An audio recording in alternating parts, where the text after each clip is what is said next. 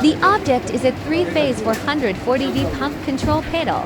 It is likely used for controlling and monitoring a three-phase 440-volt pump system. Helpful information includes: purpose: controls the operation of a three-phase 440-volt pump. Components: features indicator lights and switches for monitoring and control. Application: suitable for various pump applications, including sewage, surface, booster, and submersible pumps. Customization: timer relays might allow adjustments for self-start intervals. Manufacturer: possibly made by Greenbuild Corporation. Location: possibly manufactured or sold by Esman Electric in Pakistan. Function: the panel may include an automatic pump controller for multi-pump systems.